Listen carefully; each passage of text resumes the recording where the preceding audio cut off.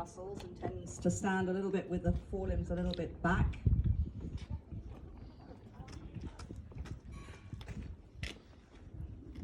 When we compare the top line of his muscles of his neck, he's got a really nice pattern of his neck muscle development, and his thoracolumbar and pelvic region don't match that. So I ask why. And muscle development reflects the way in which the horse has been working.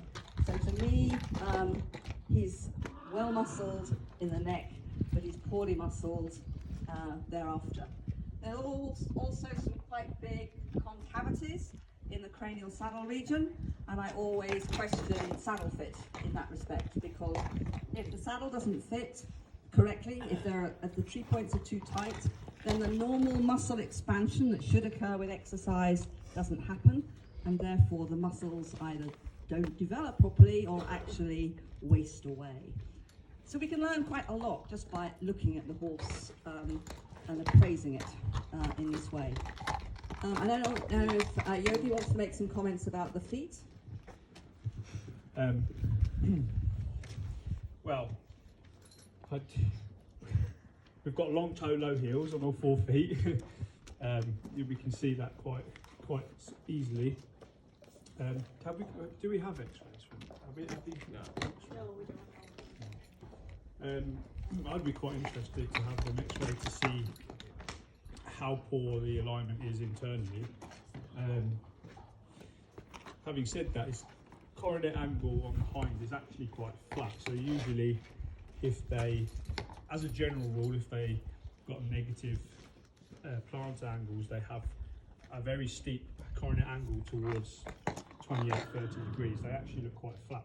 So I'm not sure if they're negative or not, but they certainly very well in the toe, and really quite broken back. The fronts are very similar. Now, looking at the back of the foot, so the first thing I do when I see these long toe, low heels is to look at the back of the foot and try and work out, is this toe growth? Is this crushed heels? Yeah, I can't do both.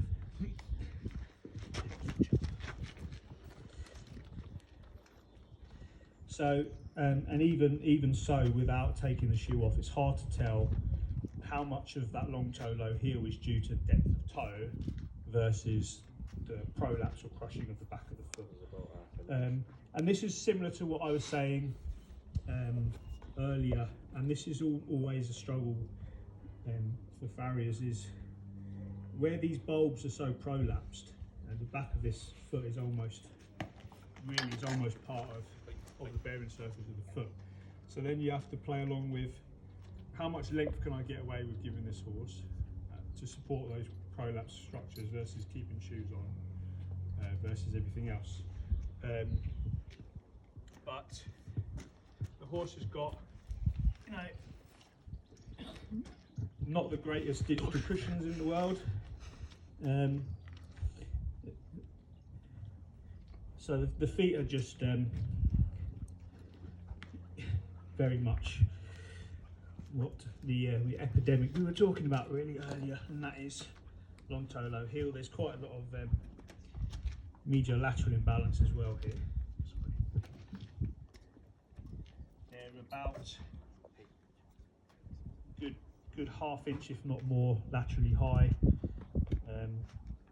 So that's not going to be helping things. It's quite a lot to things that we could tweak here to see what difference that made. Now, I've got a question for you, Sue. It was in wedges behind, and then obviously you got the suspensory. How much do you think the posture versus raising the heels, what the trade-off between the two in terms of suspension? Because for me, I find he doesn't seem to be doing it so good now. But if he was camping under quite severely, as they said, how much effect would that be having to create suspensory issues versus raising the heels slightly? I think the simple answer is we don't know. We purely don't know. And the right hind. Right hind, Right. yeah, problems. But it's interesting. I mean, he has obviously gross swelling on the medial aspect of his left hock at the level of the distal hock joints. So that reflects the amount of periosteal new bone will be.